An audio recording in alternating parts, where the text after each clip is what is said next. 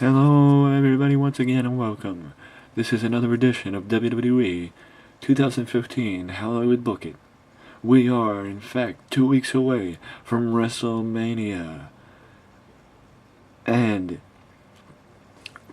2 weeks away from the end of this edition of the series.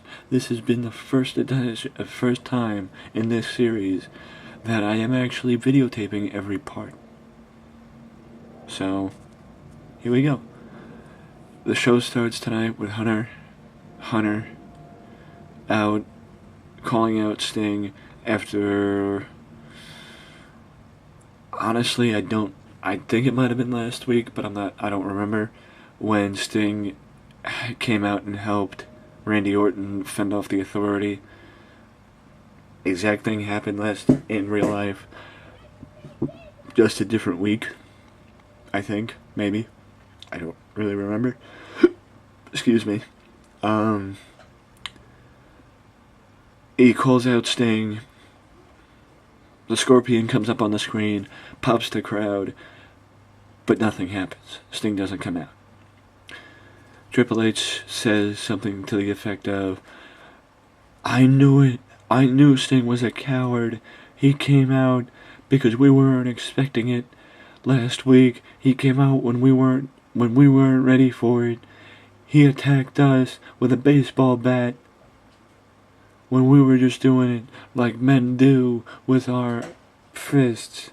We were beating up Orton with our fists. He came out with a bat and beat us up. Fact is, Sting, you're a coward, and you need to stay out of my ring, because anybody who comes between me and this company will get their ass beat." And that leads to the Ninja Boy making his, as Hunter calls out Sting again. Instead, he gets Sting's greatest rival. And that leads to Flair and Hunter. Flair, see, for the most part in this segment, I'd probably have it where they are unscripted, because it's Ric Flair and Triple H. And also because Triple H, high-ranking management, Ric Flair's his best friend, and I know they can hold their own without having a script, because I know they're good enough without a script. But just to give an idea of what they would say, something to the effect of, Hunter would say something to the effect of, "Though I always love seeing you, Rick, you're not who I was expecting. Hunter, nobody knows Sting better than I do. And I'm just warning you, Hunter. You have a history with WCW. Sting was the franchise. Sting was the heart and soul of the company. Don't take him lightly. Nate, I respect you more than anybody in this business. But fact is, you know better than anybody else. I don't care about anybody's past.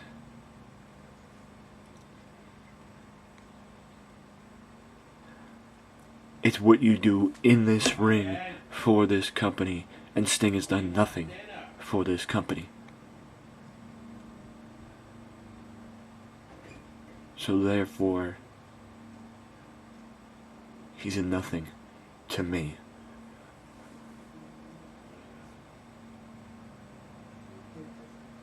He's just like all the others. He's just like Goldberg. He's just like Steiner. He's just like everybody else who came from that company and I beat.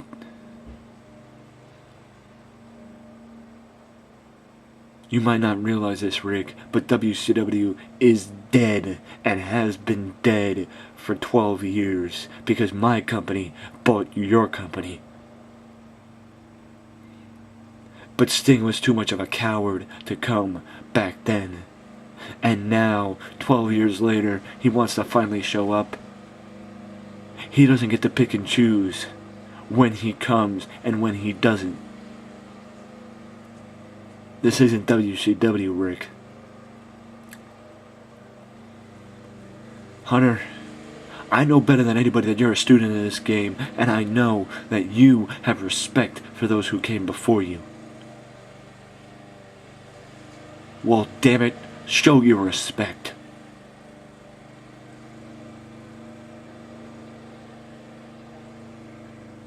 Last week, when we saw your face after you saw Sting, it looked like you saw a ghost because you never thought you would see Sting in this ring. If you're planning on facing him, face facts, Hunter.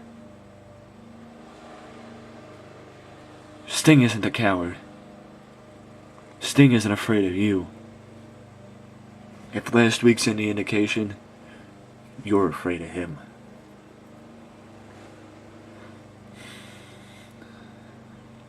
And Triple H pushes down Flair and says, and looks Flair dead in the eyes and tells him, Rick,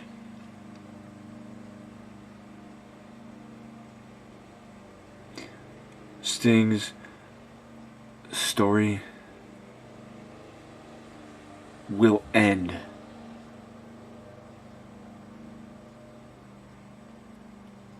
with a sledgehammer to the head. And he will be the final nail in that coffin everybody calls WCW.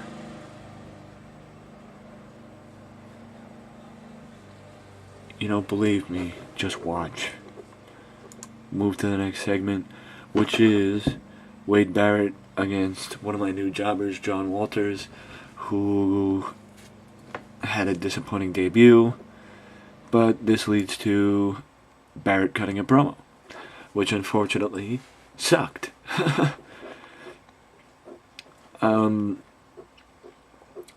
Basically, I would keep it short for Barrett. I would have Renee ask what he thinks about Dean Ambrose and what the future may hold for the two of them. And Bad News says something to the effect of, Dean, I'm gonna keep this short. I'm always ready for the fight, and I'm afraid I've got some bad news for you. On SmackDown, we got a rematch. The two of us, 1-on-1. Now we move backstage. Paige and AJ are talking about what the Bellas said last week about Paige and AJ being freaks, and how Paige and AJ don't deserve to do this title, and how they are considered an embarrassment to the division. AJ's just sitting there, relaxing. Paige walks up and Paige says, AJ, we've had our issues, we've been friends, we've been enemies. But truth is, you are a great Divas champion. You have made this division more impact. You've had more of an impact on this division than anybody had in recent memory. But truth is, the Bellas are wrong. We are exactly what this division needs. And I don't know if you feel the same way I do, but at WrestleMania, let's just make sure the Bellas don't win, so they don't lead the division. AJ nods and says, you're right, Paige. Deal. Now we move to the next segment with Goldust and Fandango.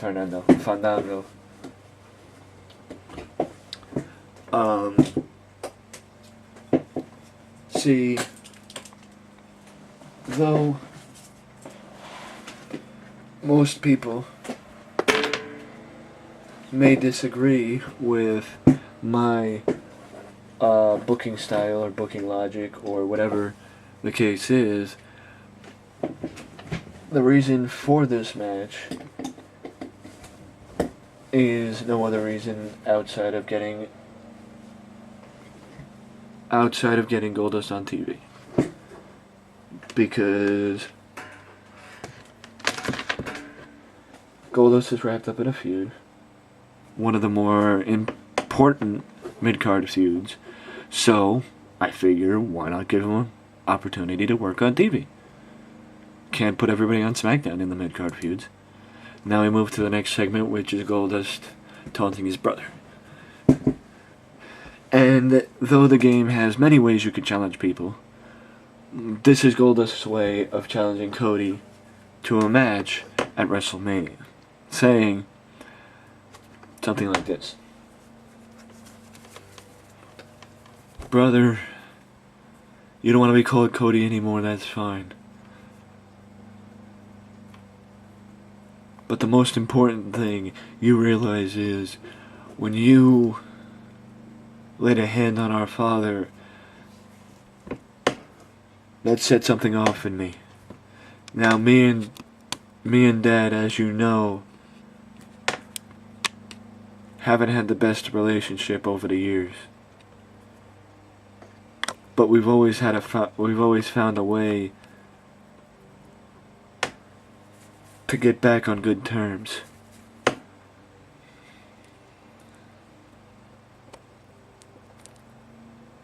When you pushed down Dad, I saw how I used to be and how I am now. Brother, this isn't Goldust talking. This is your brother Dustin.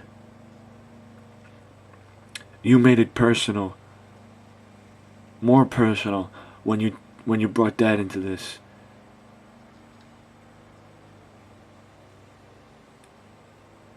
For years, all the talk over having a WrestleMania moment has been all the buzz, all the craze in this company and on the outside of the company looking in. When you're on the outside of the company looking in, I've never had my WrestleMania moment because I never thought I needed one. But now, Cody, I realize what my WrestleMania moment has to be. My WrestleMania moment has to be when I beat your ass and beat some sense back into that body of yours and bring back Cody Rhodes.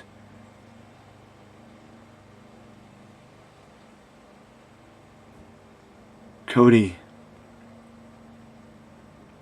I want to fight you at WrestleMania.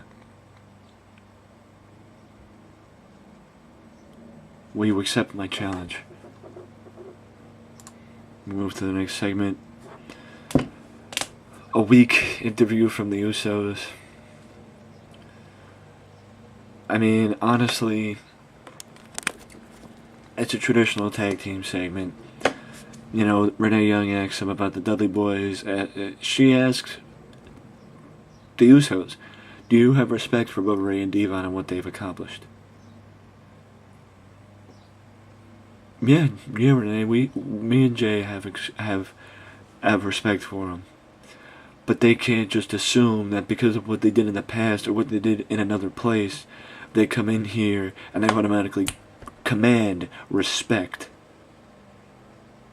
If our dad and our grandfather and our uncles and cousins and brothers have taught us anything, it's that you don't command respect, you earn it. Bubba Ray, Devon, WrestleMania, we'll be in the ring. Me and Jay will be in the ring with people we do have respect for.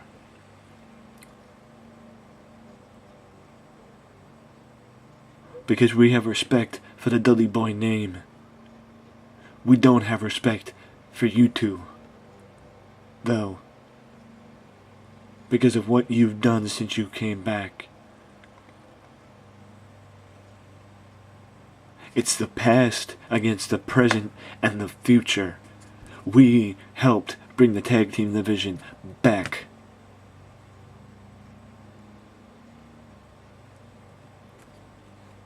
And you think that you guys are going to be the ones taking credit for bringing this division back. This division was re-established a long time before you guys came back. And it'll be healthy a long time after you guys leave. WrestleMania will make the Usos famous when we pin the Dudley Boys 1, 2, 3 and keep our tag team titles.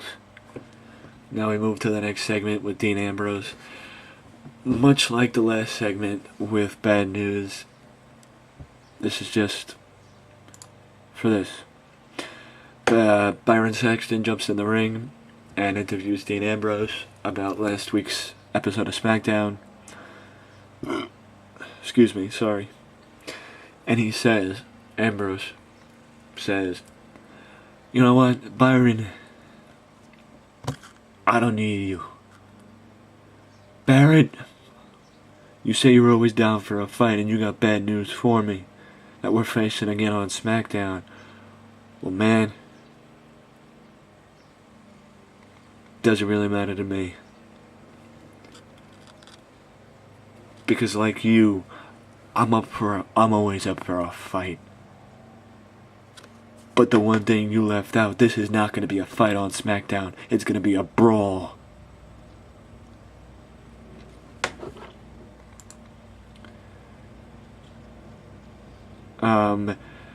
With the storyline that I have going on between Summer Rae and Tyson Kidd and Natalya, Summer Rae is shown backstage flirting with Tyson Kidd.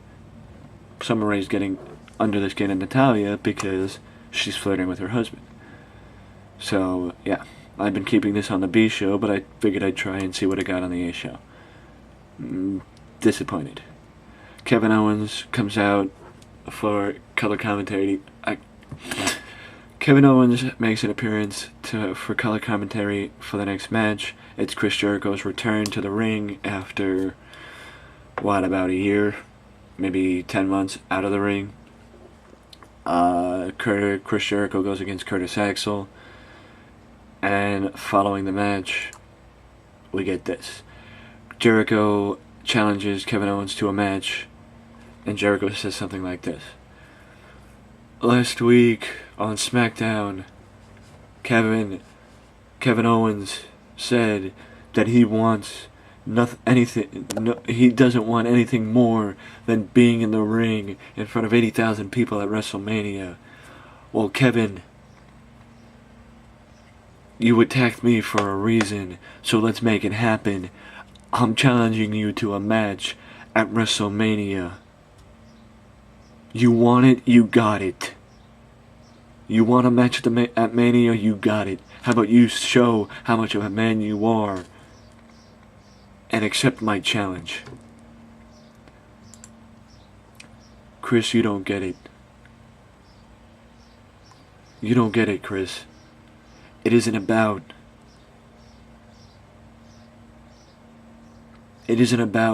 just performing in front of us at WrestleMania. It's about making an impact.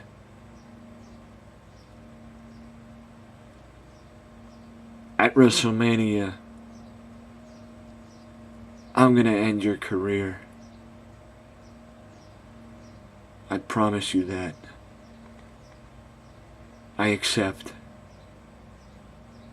Enjoy your career while you still have one.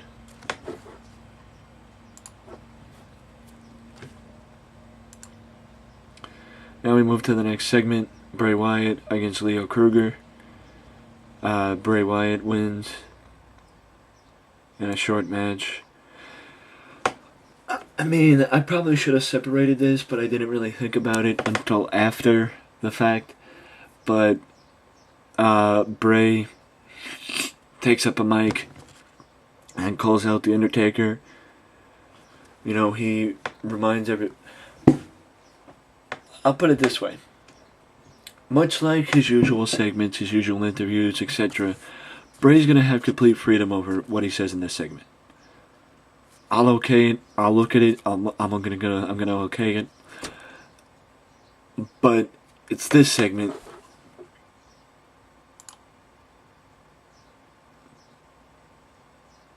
That is the big part. Because Bray's standing in the ring, and he says, this is how it ends, this segment. Only part I'm going to have control over. He's going to say, okay, bring it out. I told you last week that I was going to reveal what I've been building and what will be the end of The Undertaker. Dead man, you don't want to accept my challenge for a normal match. How about, will you accept my challenge for a casket match at WrestleMania? You made a casket match famous. Now a casket match will be the end of your career. And I will be the new face of fear. Just right after he says that, lightning strikes the casket. And Bray crawls over to the casket, opens up the casket, and who's in it? But a mannequin that looks exactly like Bray Wyatt. And Bray's just sitting in the ring. He's freaked out a little bit at first, but then he starts smiling. And he says, dead man, this is the best you can do. I know you can hear me. Find me. I thought this match was going to get a little better. Paige versus Cameron. But, it's Cameron. Nikki and Brie come out following the match and taunt Paige.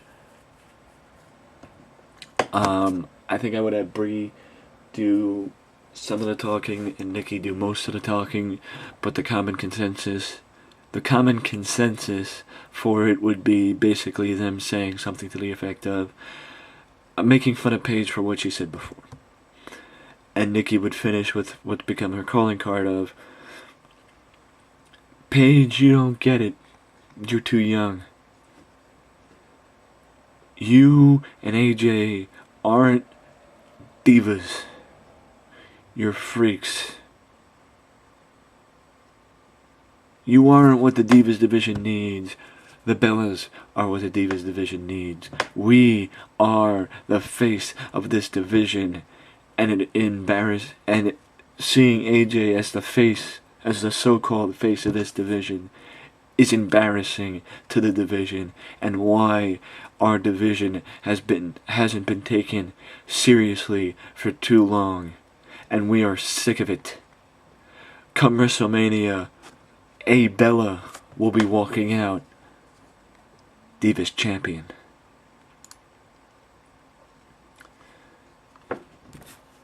That's why Daniel doesn't talk. Renee asks Daniel, why did you want this time? Renee, I'm going to keep this short. Dolph Ziggler is all talk. Dolph Ziggler can talk all he wants. Dolph Ziggler could say that I'm not much of a talker. He's right. He's right. That's one reason why everybody always told me I'd never make it into WWE. But I did. I won a main event at WrestleMania last year. But then tragedy struck, and I had to vacate the title due to injury. But now, Dolph, you don't get it. I'm back at 100%. I've taken it easy since I came back, and I'm back at 100%. And I'm coming for your Intercontinental title. Because that's the only title I've never won in this company. And that'll change.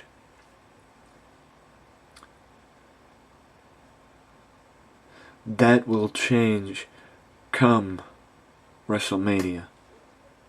Because I will walk out.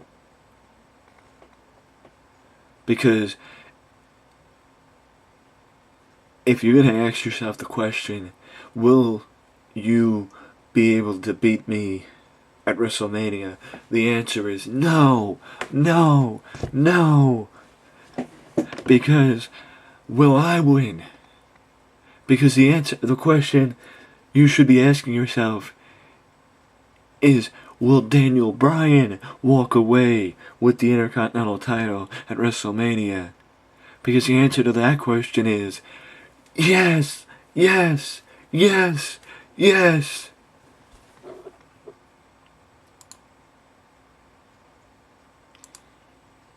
Now it's time for the John Cena Open Challenge. And John Cena's challenger is Nick Mitchell. Disappointing match. I thought it was going to be a little bit better because of the fact that it was John Cena, but nothing really more. It's just, the normal. Joey comes out with Seth doing an impersonation of Randy Orton. Seth Rollins calls out Randy Orton, whose music hits. Randy doesn't come out though, rather somebody who's impersonating Randy. That would be Joey, who's got a Randy look, who looks like Randy.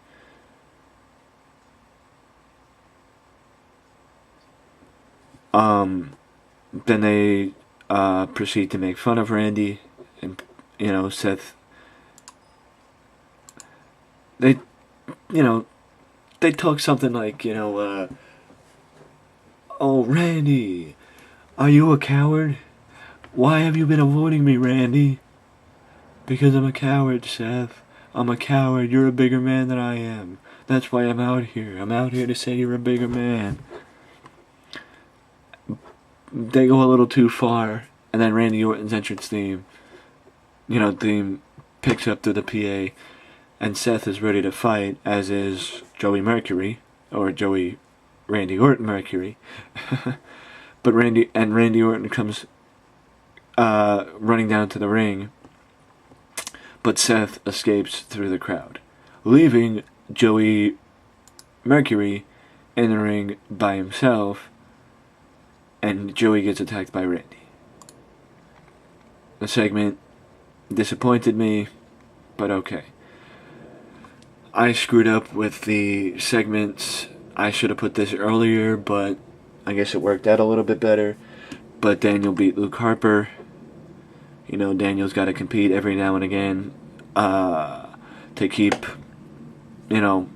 all the guys in the big stories, and Daniel's one of the guys in the big stories, as is Dolph Ziggler, as is Seth Rollins, John Cena, Randy, etc. They got to compete every now and again. And that's why I put Daniel in this match. Rusev and Lana come out.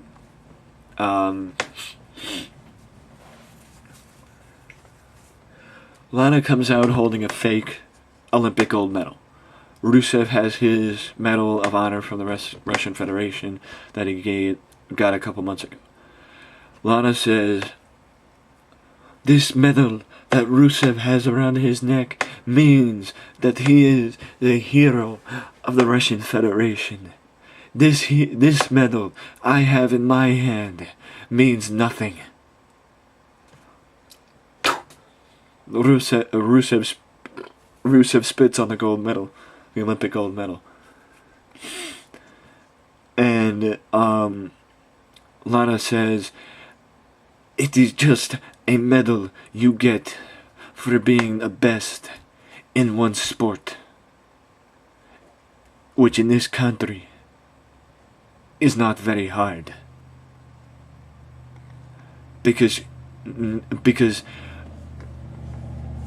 this country is too afraid of going up against people from other countries.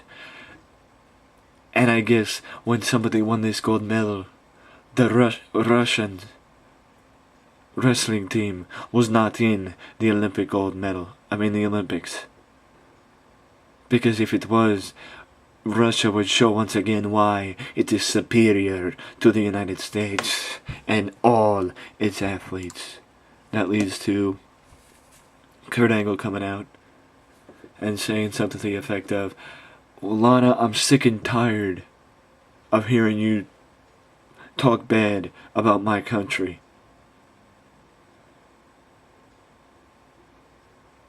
Or so I thought, because you just crossed the line when you talked about the Olympics.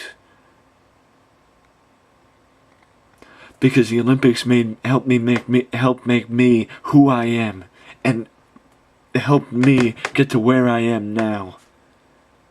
I won the Olympic gold. I won the Olympic gold medal with a broken freaking neck.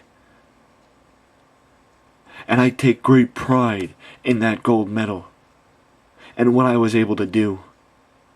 And I even take more pride in the fact that I was able to do it in the United States of America, the greatest country in the world.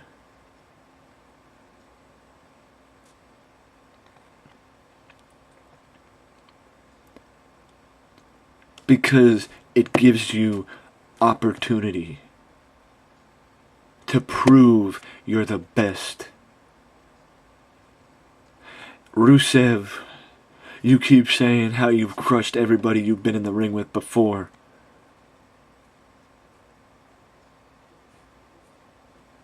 But the one thing you don't understand with every time you bash this country, you're bashing the same country that has given you the opportunity to be here and prove how good you are.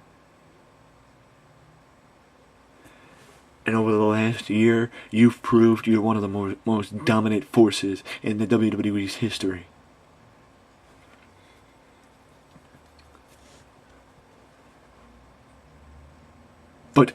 But fact of the matter is,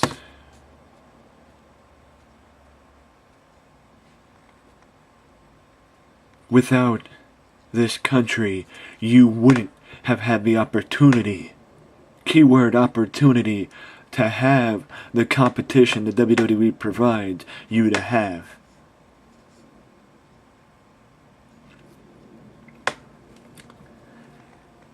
Anytime, anywhere, any place, I'm ready to step into the ring against you and prove why America still had one last line of defense.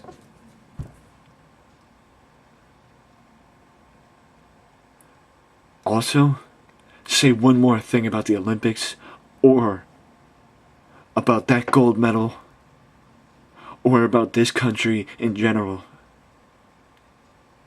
and we won't have to wait until we have an official match. Well, academically, Rusev said something else. I know prototypically people like BNB and Big Show don't come out and break up fights, but I grabbed random people. Rusev threw the Olympic gold on the floor, on the mat, and stepped on it. That made Angle hastily start running to the ring, but then people started running out and getting in between them and separating them. And you hear Angle shouting, "I'm ready, anytime, anytime!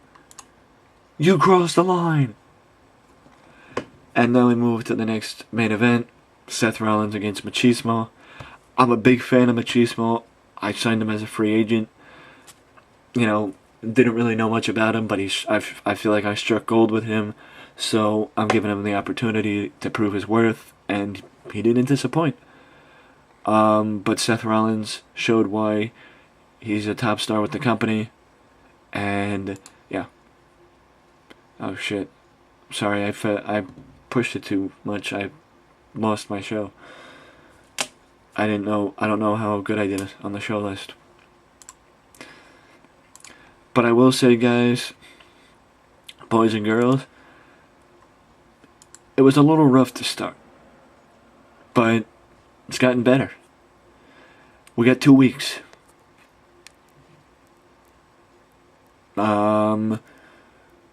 We got SmackDown this week, Raw. We got 3 more SmackDowns, 2 more Raws, 5 shows before WrestleMania.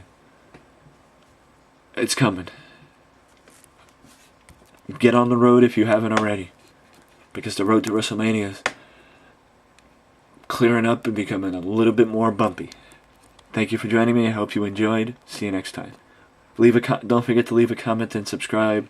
If you made it to the end of the video, I thoroughly appreciate it. Thank you for watching.